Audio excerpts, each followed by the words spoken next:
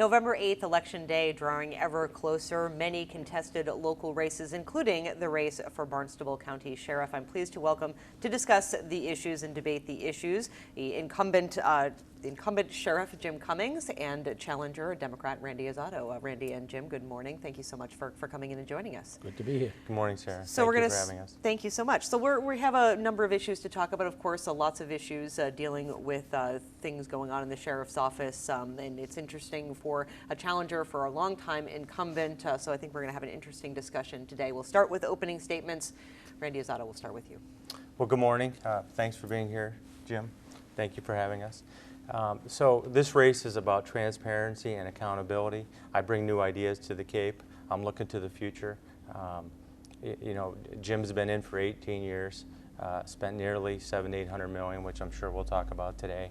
And I just think it's time for change, and I bring that change moving forward to the Cape. Great. Sheriff Cummings. I have been sheriff for 18 years, and it's certainly been a pleasure to serve for those 18 years. My first run was back in 1998, where I ran against Tommy Cahier, a well-known state rep from Bourne, great state rep, and actually a great friend, and we had a good race, and I was fortunate enough to come out the winner in that race. The next two times I was unopposed, and I think that speaks to the job that I've been able to do with the Barnstable County Sheriff's Office.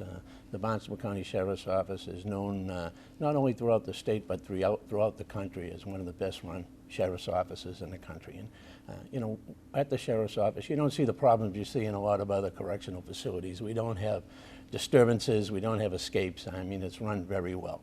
And on top of that, we have many other services that are not particular to every sheriff's office in the Cape, but they are to Barnstable. There are many other services that we provide across the Cape Cod to the 15 towns that we serve, and hopefully we'll be able to speak to them a little bit as we move on in the show today. Sure. So before we start talking about the issues, I want to talk a little bit more about what the role of sheriff means to both of you. So Sheriff Cummings, we'll start with you. What is the role of sheriff, especially here in Barnstable County? What does that mean to you? Well, the prime function of the sheriff is the care and custody of inmates that are sent to the sheriff's office from the courts across Barnstable County.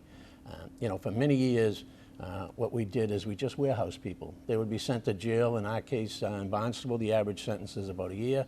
They'd be held there for a year, and we wouldn't do anything for them. Well, since I've been sheriff and moved to the new correctional facility up in Bourne, which I was fortunate enough to be involved in the construction of, it's designed to have programs, and we have many programs. And you know, I think it's common knowledge now that our programs have been recognized by the president in his drug control policy in 2014.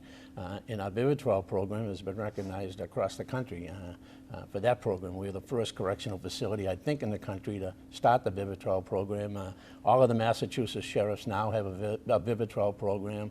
The Department of Corrections also has a Vivitrol program, and it's spread across the country. We're contacted, actually just yesterday I was contacted by a correctional agency from a Midwestern state that is looking to start a Vivitrol program there, and we're certainly more than happy to help them. But it also has a public safety facet to it here on Cape Cod, and we provide that. I mean, the local police departments know that if they need something, they can call on the sheriff's office to provide it. And that was evident in Barnstable when they had the big problems on Main Street. Chief McDonald, to his credit, was wise enough to call us and ask me to assign a couple of deputy sheriffs to the street crime unit, and they proved very successful along with that unit. When the Falmouth Police Department was short-handed, they asked me to provide a couple of officers, deputy sheriffs, to them, and we did that, and that worked out very well for the Falmouth Police Department. You know, and the BCI does a great job. We have some advanced technology over there as far as fingerprints go, and we're really identifying a lot more latent fingerprints now because of the technology. And again, this helps all the towns on the Cape solve crime. So, you know, we're there for the community with our community service programs, saving the communities hundreds of thousands of dollars by using inmate labor to help nonprofits and municipalities do things that wouldn't get done otherwise. So, you know, I think we're doing a great job, and I'm asking the public to consider me for their sheriff for the next 6 years. Sure. Randy Azzato, what does the role of sheriff in Barnstable County mean to you? So the role of sheriff, like Jim referred to, is predominantly corrections, and they do a good job with corrections. But I see it as a far more, because we're in a drug crisis, I could do far more with that office. Currently, there's 381 employees with a population of 320. So I just think that more needs to be done for the community. We're in a crisis. The current Jim doesn't wear a uniform. I would be out there in a cruiser, in a uniform, as would my command staff. So if you look at the budget of what they've spent over 18 years, nearly $800 million, which is not transparent, so hopefully he'll enlighten us today with exactly what they've spent. I just think far more needs to be done. There needs to be community deputies. There needs to be more school programs. Training needs to be enhanced. I brought that up before when I pulled state records of 80 of the employees. A lot of them are lacking basic police training for a full academy, yet they're out there in the streets. So I totally disagree with that. I don't deem that to be legal, and I wouldn't do that. So I want to enhance, do a major overhaul of the sheriff's office. As you know, crime's gone up for 18 years. He's been in office for nearly 18 years. There's a correlation there with the lack of programs occurring at the jail, and those lack of programs are correlating into increased crime on the street. Rebuttals to that? I mean, it's just obvious that none of that is true. I mean, you know, he cites what we spent over 18 years. You know, 80% of our budget, something that Randy has no experience with at all, budgeting, is spent on salaries. You know, so any money we spent over the past 18 years was, for the most part, 80% went to salaries. As far as transparency, the state has this system called Open Checkbook, where anybody can go online and go into the Open Checkbook and see what we spent. We're audited twice a year by the State Department of Corrections. We've had many commissions that have looked at the sheriffs through the legislature, you know, committees made up of senators and representatives, and we've come out very well on all of those things. So I think we're very transparent, and you know, I mean, I think it's just a smoke screen. We don't have any problems. We don't have any issues. Everything is running fine, and I think the people at Cape Cod should be very happy with their sheriff's office. As far as increase in crime, you know, there are some items of crime, mainly violent crime, that have went up. But for the most part, crimes have gone down. If you speak to Chief Fredrickson in Yarmouth, his breaks have broken down, dropped down dramatically. There's you know, much fewer breaks, and actually that's one of the crimes we face the most on the Cape, is breaking and entering, and those crime statistics have dropped way down. So you know, I think we're doing fine. The Cape, you know, we certainly have our problems, but it's certainly a much better place to live than a lot of the other places within Massachusetts. Well, I think we can kind of move that discussion into a larger discussion about the opiate issue. Well, obviously, I think that, as we know, the majority of folks that are behind bars in Barnstable County are behind bars because of drug-related crimes. The majority of our policemen and women out on the streets are dealing with issues that obviously stem from opiates or drugs of some source, or some case rather. Opiates a big problem across the nation, certainly in focus here on the Cape. So what are your thoughts? What are your plans to help stem that tide? And Randy, we'll start with you on this one. Thank you, Sarah. That's a great question. So in my brochure, which I released this year, there's 3 phases to running a sheriff's office and helping the county. Prevention programs. We need to have more prevention in the schools, more awareness. I'm working with Harvard University on a program for children under age 10, awareness, how they should react if their siblings or their parents are on drugs, which is occurring more and more on the Cape. So those types of programs, you have to get the word out. All the research shows it has to be before the age of 10. So they rolled out Calmer Choice, which is going to be a wonderful program for the Cape. I will enhance that with my Harvard-developed program. The other thing is programs. You have to have more programs for those that are incarcerated. If you go on the current website at the Barnstable Sheriff's Office, there's maybe 8 programs listed. There's no work release. No county inmates have worked under his regime the last 18 years. So everyone in the nation has that. I've been doing corrections for over 30 years, law enforcement corrections. Those are basic programs where you have to put people out, not on a work crew, but individuals, to raise money so they have a bankroll to assist them when they get out, because it lowers the recidivism rate. So there's the prevention part of it, there's the programs, and then the policing partnerships. I want to have community deputies. I don't think the 381 people that work there are being utilized properly. There's no organizational chart, so even I have had a hard time determining how these 381 people, what units they are in. And then you need the enhanced training. I won't have canines out there that have not been to a fully certified police academy. That's appalling. There's been lawsuits based on that. So, you know, we both come from law enforcement backgrounds, diversely different. Sheriff Cummings, opiates. Well, yeah, it was supposed to be about opiates. I thought, you know, first of all, a couple of things I have to address. We have 340 employees at the Sheriff's Office, not 380. We do have many programs in the jail, but you're restricted by your budget. 80% of your budget goes to pay your staff and your employees, and then you have to feed inmates and run the programs you can. But if we don't have an unlimited funds coming from the State House to do all of that stuff. If we did, we'd certainly be able to do a lot more. As far as the opiates go, I mean, we've worked hard with the communities. We've been to forums just about in every community relative to the opiate issue. And again, we have probably the best program in the country in our RSAT, Residential Substance Abuse Treatment Program, relative to drug abuse and substance abuse, and our recidivism rate is probably one of the lowest in the country. People who finish our RSAT program, the recidivism rate for them is about 17%. The national average is about 62%. So, I think that speaks well of the programs we do have. You can have all sorts of programs, but if they don't do any good, you're just wasting the taxpayers' money. We have a program that works, and it shows itself as working, and we're very proud of that program. Can we talk a bit more about the Sheriff's Office role in youth prevention? I know that the Sheriff's Youth Ranch, I'm thinking that's still in operation, so certainly, there are things that you can do for folks who have already kind of gone down the path of substance abuse, right? Who are committing the crimes, the ones who are in jail. But is there a way, and for both of you, currently, this is the current sheriff, and as hopeful sheriff, what more can be done to help kids stay off that path and never set foot inside the jail unless they're going on a tour? Can I do a follow-up to what you just said? You absolutely may. I'm sorry. No, that's fine. And your next question is very important. But let's go back to the RSTAT program. There is not, he just quoted, and he quoted this to the Mass Teachers Association last week, there's not a program in a country with a 17% success rate. So he's quoting that as 17% recidivism, which means it's 83% successful. That is no way legitimate. Someone's given, Jim, someone's given you bad information within your organization. Those programs don't exist.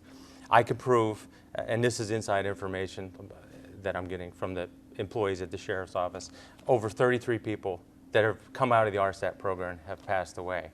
So because they're deceased, you can't say you have a good recidivism rate. That's like saying people in the cemetery don't commit crimes. So I just want to call you out on that. There is no program that's 83% successful, not in Massachusetts and not in the United States. I work for the Justice Department. I teach criminal justice, and it simply is unfactual. He's getting bad information from his own employees. Rebuttal to that? Sure. Randy, you don't work for the Justice Department. You work for the Department of Correction. It is what it is. We have those statistics, and I don't know how you know that 33 people died. I don't know who in my facility would know that 33 people died after they were released. So they know that's in the meeting minute notes from your organization. No, I think that's a bold. I think you're getting bad information, Randy, from people that used to be former deputies, and there's a reason they're former deputies. The program speaks for itself. It was recognized by the Department of Justice as a mentoring program. The rest of the country, it comes to our jail to see how our RSAT program works. And if you're an employee of the Department of Justice, I would think you would know something like that.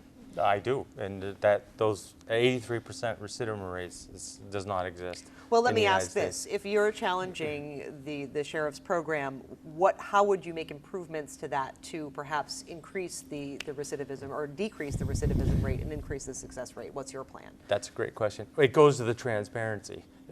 We can't improve a program if someone within the agency is fudging the records. There's no 83% success rate. So it has to be evidence-based. Residential treatment, I've seen the video. Some states use it, some states don't. It is recognized by the Justice Department. I'm not for the regimented mentality part of it, where they march around. You don't see drug addicts marching around the streets of Hyannis. That's appalling to even suggest that. Massachusetts had a former boot camp. The governor's office had us get rid of it way before me, over 20 years ago, because the boot camp was ineffective. So you have to have an evidence-based residential substance abuse treatment program and factually put the numbers out. You have to look at why those 33, which may now be up to 36 people, are deceased, and is it working? I also know that to enhance how many people were in the program, they added a sex offender mix to that.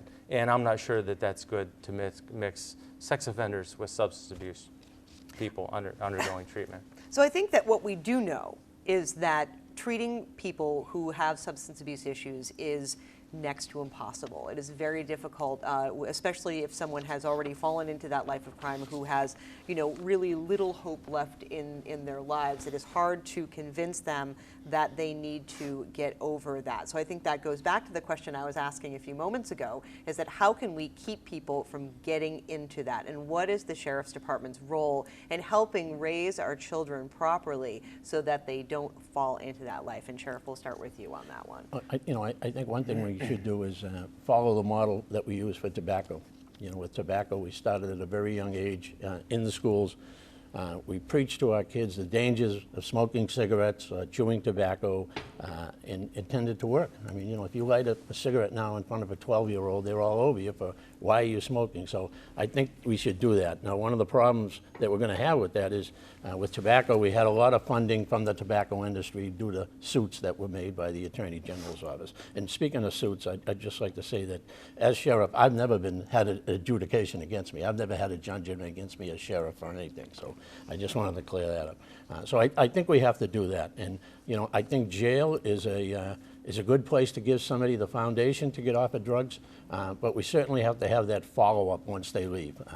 And we're doing that. We have good relationships with our local providers, and we're able to pass them on, but effectively to those people. But the addiction is just a very difficult thing to beat. I mean, it's really tough for someone to get addicted. And again, I think that's why we have to start those programs at a very early age, working with our young people. And I think we have to send some money towards down that way. Great. Randy, for you, working with the kids. Working with the kids, it's an absolute necessity. My job as sheriff, I don't want anyone coming to the county jail. So you have to have the programs in place. That's why I'm working with Harvard now, and I'll join up with Calmer Choice. You have to get into every school. I like the DARE program. That was successful in South Florida when I was a Fort Lauderdale cop. So here's another difference between Jim and I. He has maybe one deputy that's assigned to the schools. I ran the fellow's background. According to the academy, not according to me, he's never been to a police academy. They're into schools. I've lectured with them at the same functions in Falmouth. They're not in uniform. They're probably not armed. They don't present as role models for the students. So I have a problem with that. My deputies will be in uniform. They will be real deputies, law enforcement officers. And I like the DARE program. Last week when we spoke, Jim and I spoke to the retired teachers in Hyannis. He mentioned that the GREAT program, which is a gang resistance, which is very important. But we don't have a heavy gang problem on Cape Cod. We have a drug problem. That's why you need the drug abuse resistance program. So, and then he mentioned that they were rolling out the GREAT program at the Mashpee schools. Well, statistically, if you look at the Cape, Hyannis, that's probably a much bigger school district. There's not Bloods and Crips in New Seabury, Massachusetts. So to roll out a GREAT program in Mashpee, it probably would be more effective in the town of Hyannis, the larger towns where the street crime, Yarmouth, where the street crime related to drug abuse is occurring. Well, first of all, you have to go to a school that's going to accept you. Not all schools are going to let the sheriff come in there and do whatever he wants to do. And as far as there not being a gang problem on Cape Cod, boy, I can dispute that 100%. I mean, we just had a major arrest involving federal agencies, state agencies, and local agencies relative to the Naughty Block gang, which involved witnesses being murdered and large quantities of drugs being sold. I mean, so there certainly is a gang problem here on Cape Cod. Yeah, I did say there wasn't gangs on Cape Cod, but you have to do the evidence-based statistics. There's been over 360 some now overdose deaths. So those deaths from overdose far supersede a drive-by shooting or a hit put on by a gang. I work drug enforcement, Dade County, Florida, Broward County, Florida, Palm Beach County, Florida, Washington, D.C., Arlington, Virginia. I'm recognized as a gang expert. And you have to look at what's occurring here on the Cape. Evidence-based policing. But those drugs that are getting to those people that are overdosing are sold by the gangs that are here on Cape Cod. Certainly a complicated issue. One more jail-related question I wanted to ask, and I think this is a conversation that's really being had again on the national stage, is looking at the ways in which our inmates are treated in prisons and looking towards a model of rehabilitation versus punishment, or perhaps a combination of the both. So I wanted to kind of ask both of you your thoughts on that in terms of, should we see more effort to rehabilitate the criminal or more effort to punish the criminal, or are there situations in which one is better than the other? And Randy, I'll start with you on this one. All right, thank you. That's the million-dollar question. For the last 15 to 20 years, the whole buzzword in United States corrections is reentry. It's evidence-based. We've proven you can be tough on crime, but you can't be tough on the inmates because 97% of them come back out. So we must prepare them. That's where the reentry comes in. You need the programs for those incarcerated. So let's look at Barnstable County. He's had no work release for a county inmate in 18 years. It's appalling. I don't know any sheriff in the United States that can say that. I'm on the National Sheriff's Association. I've worked in 4 states. You must put them to work. It gives them a leg up when they get out. You must have programs for females. The Barnstable female inmates are locked up 21 of 24 hours a day at a county jail. So it's not Leavenworth. It's not the Department of Correction maximum security. These are county low-level inmates, for the most part, that are going to return to Barnstable County. So you must have programs for the females. They don't go out on he keeps touting the community work crews. There's no females on any community work crews. There's no females on work release because no one's on work release. They don't work the inside jobs. So you can't discriminate against females, inmates, and male inmates, just like you can't discriminate against your employees or in the public. Sheriff Cummings, rehabilitation versus Females certainly aren't locked up 22 hours a day. I mean, that's ridiculous. The reason we don't have female workers is we don't have enough females. I only have about 40 emails, and we're very careful about the people we classify to go out and work in the community, which is a work release program. I mean, the males that we put out into the community are learning work skills, and it's been very successful for us. I'm hearing Randy touting all of these programs, and what would he do? He works at the Department of Correction. Why isn't he doing it there? Why isn't he doing it in the facility that he works at? I've done everything that I've suggested. We have female inmates that go out every day from the Department of Correction. I personally have put out 5,500 crews over the last 11 years. We do not discriminate. Every educational and every work release program for females are also that are offered for the male inmates are offered for the female inmates. It's only in Barnstable County, from my research, where the females are discriminated against versus the male inmates. And they are locked up 21 to 24 hours a day because someone made the decision to put the state and county inmates in the same pod, and they can't interact with each other. Let's move on a little bit from the jail and talk about emergency planning. I think that's something that the Sheriff's Office can take a key role in. Certainly here on the Cape, emergency planning is a challenge, especially when we think about potential evacuation, which is probably next to impossible. So talk to me, and we'll start with you, Sheriff Cummings, on this, in terms of your perception of the role of the sheriff in emergency planning and working towards if there were to be a hurricane or a major storm that could severely impact quality of life here on the Cape. Sure. We're very involved with the county emergency group, as well as with the Police Chiefs Law Enforcement Council. I'm a member of that here in Barnstable County.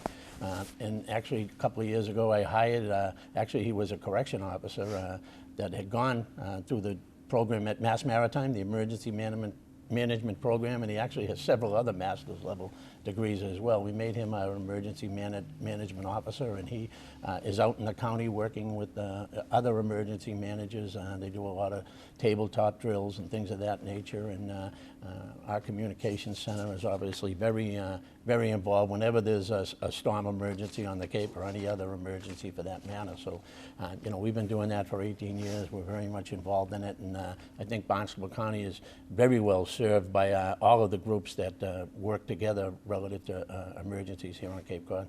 Great. Randy, for you, emergency planning, role of the sheriff. It's huge, and I would expand upon it. So I had a meeting with county executive 2 weeks ago, and there again I have to question what you just said.